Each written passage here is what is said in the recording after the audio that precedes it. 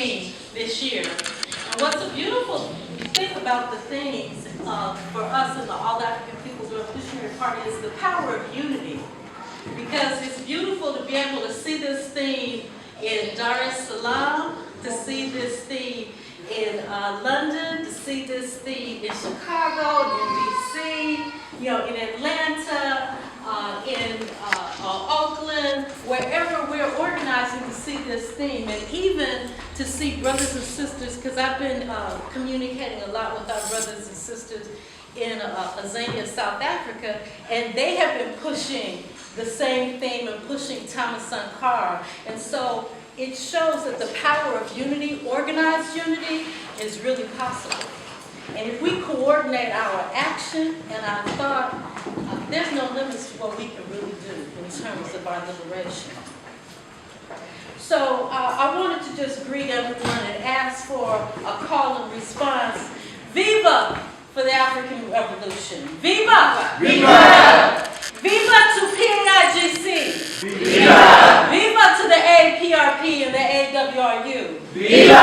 I wanted to open up with a call for living, because I think these are the times that we need to pep each other up and to realize that we are having victories. With all the bad news that we hear all around the world, we need to know that victories are happening.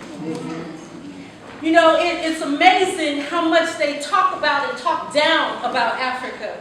But the election that happened Sunday in a small little state called Guinea-Bissau, the state in West Africa of the immortal Amilcar Cabral, the state that Titina Sila gave her life for in the revolution, and many, many others, they held an election.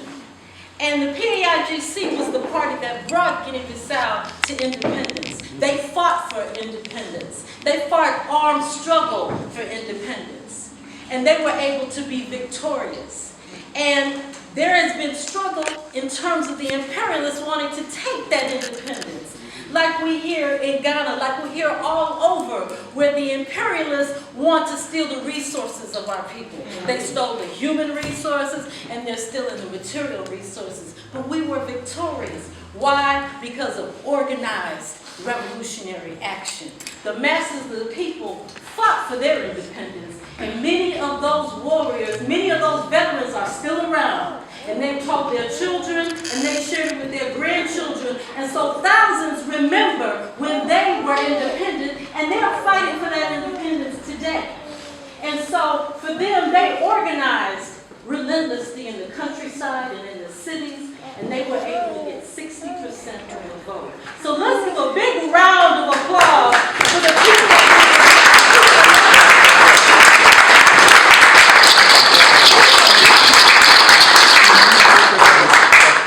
And even in the face of the attacks on President Robert Mugabe, I have to say that of all of the attacks that they have continued to wage against Zimbabwe. Why? Because Zimbabwe met its promise to the veterans and gave its people the land that it had promised in the revolution.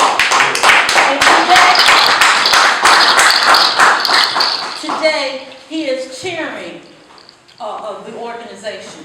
And so we have to give a resounding applause to those leadership, even though many of them are neo-colonialists, that stood up to say they would support President Mugabe. And in fact, when the Europeans tried to block them from meeting in Europe, they said, you can't tell us what leaders that we send to Europe for our meeting. And so they stood up. And so on some small part, they are standing up for Africa. And so we have to give a shout out and claim all of our victories. And so we want to say viva to the African Revolution. Viva! Revolutionary greetings from the All African Women's Revolutionary Union. Habari Gani. Assalamu alaikum. We understand and we greet you in the spirit of our victorious people of Africa, of Asia, of Latin America, of the Americas, and of Europe. And we know that we stand on the shoulders of those who have sacrificed before us. We want to send revolutionary greetings out to those warriors. And I particularly wanted to mention Baba Roland Freeman, because I know they're honoring him. And he has been on the front line for many, many years. And because I may not be here when they send that love offering and they give him that resounding love, I wanted to at least speak truth to power, to say we need to stand and support and remember those warriors who have died and struggled for us, who have fought for us, and even in their oldest age, continue to fight and speak for justice and for liberation and for the revolution. And we need to remember and honor them. We want to greet you in the spirit of our ancestors, those who sacrificed for our freedom. And just if we could, they made a physical sacrifice, a spiritual sacrifice, a cultural sacrifice, a political and economic sacrifice. And they fought for all of our freedoms, all of them. And so could we just shout out their names so that they know we remember them? Just shout out the names of those ancestors that you know that gave and sacrificed and made it possible for us to be here. Kwame Nkrumah. Steve Biko. Miss Hudson. George Pablo.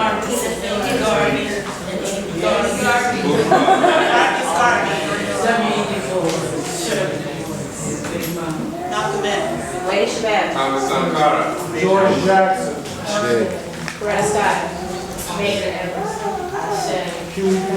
Yes. Just to remember their names and to call out their names, because our ancestors, so many of them are being called quickly. Just this past week, we had a low grade bread. May the ancestors and creators be pleased with his life and his work. And Dr. Vincent Hardin, who wrote the struggle against the war in Vietnam for Dr. King, who wrote that speech for him. And that speech may have been a pivotal speech why they really came after Dr. King. So we really need to remember our ancestors for the sacrifices they made. And so many are being called. We know that there is a serious revolutionary strategy meeting going on in the heavens right now for us and rallying us to do what we are supposed to do, because they are calling up our people. They're calling us quickly. And we need to honor that and remember that. And the other thing we need to remember, which I think we really need to talk about, especially with this theme, is our vision. Our ancestors had that vision. They had that vision. What is that vision? That vision is for liberation. Yes, sir. So much so where you can taste it, you can smell it, you can feel it. We need to honor and grasp that vision, because that vision is what is going to keep this revolution alive.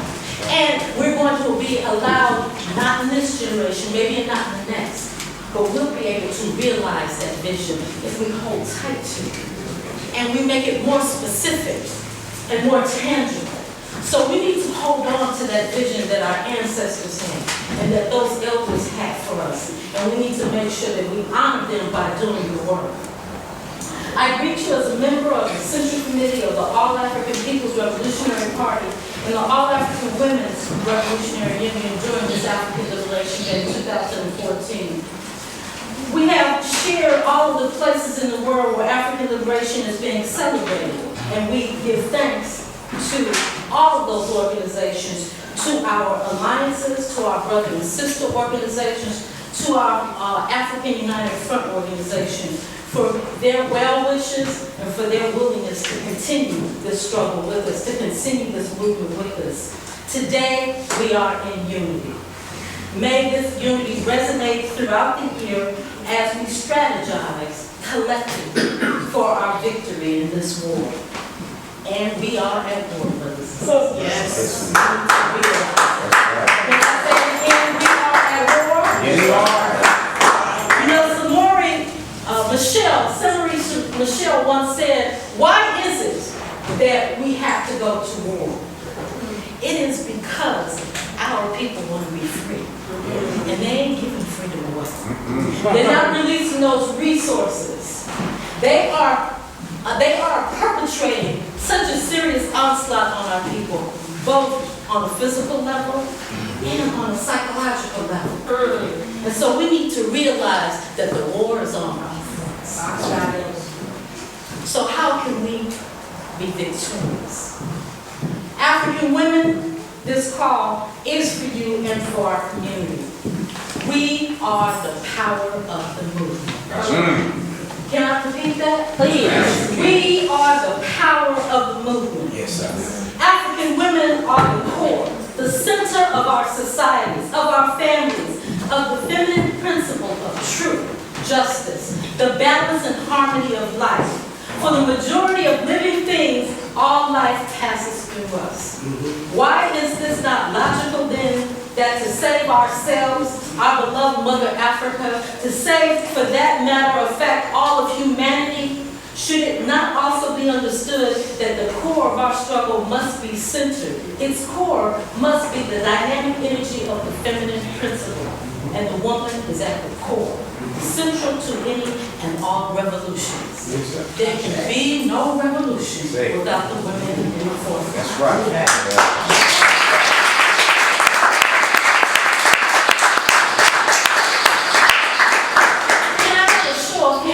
Of the women that are in organizations in the room. Show of hands.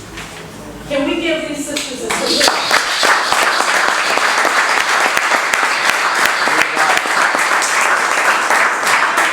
Every sister in this room, if you're not in an organization, I urge you to join an organization. Because what is lacking in this revolution is you. It's your full participation to this struggle. African women have always been both the symbols of justice, of life, and social order, and have always, in our struggle, been in the forefront of the lines of battle to guide, direct, and even to risk her life for humanity. Mythology and real, goddesses, spiritual icons, rulers, African women such as Jana Ya Ma'at, called the mother of children of Memphis, Neferu to Asantara, to Nzinga and Nehanda. African women have fought, ruled, led, trained, and in every level of nation building within Africa have been in the forefront. The first queen was in Ethiopia. Yeah. And she wasn't just a puppet queen, she ruled. In fact, the queens inside of Africa fought for the liberation. And I ask today, if brothers and sisters could follow Nzinga into a 50-year war against the Portuguese, why can't our brothers follow us? Right. Sisters, the struggle is calling me. We are in permanent ideological, political, and physical battle against anti-people, anti-human, anti-social systems, and all its manifestations and agencies. And in response, we must, in our own way, continue to build and advance our struggle as a symbol of justice, pro-humanity, and true democracy to the world. Imperialism, this enemy of all humanity, this wretched system that gave birth to capitalism, its afterbirth. It will go to no ends to delegitimize our struggle and claim the domination over the just struggles of the laboring masses, and in fact, over all life as we know it. This is insanity. The balance of society is at its core through the social, ethical, and political foundation of the family via the African woman. We know capitalism and imperialism are on their deathbeds. I repeat, capitalism and imperialism are on their deathbeds. Yeah. And as most who are not willing to accept their fate, they are going out kicking, clawing, and screaming, and making anything and anyone representing its opposite, life, to avoid the ultimate death. We are in a permanent ideological, political, physical battle against these systems and all its manifestations, agencies, and in our own way, we must continue to advance our struggle. In our own way, we must stand up for justice and reflect all elements of the pro-humanity system. We must elevate our culture to revolutionary culture. Yes, sir. Samora Michelle says, here lies the explanation for war, to transform our people's movement into a real revolution. Because can we be ready for our new nation if we don't transform ourselves? and women are the key.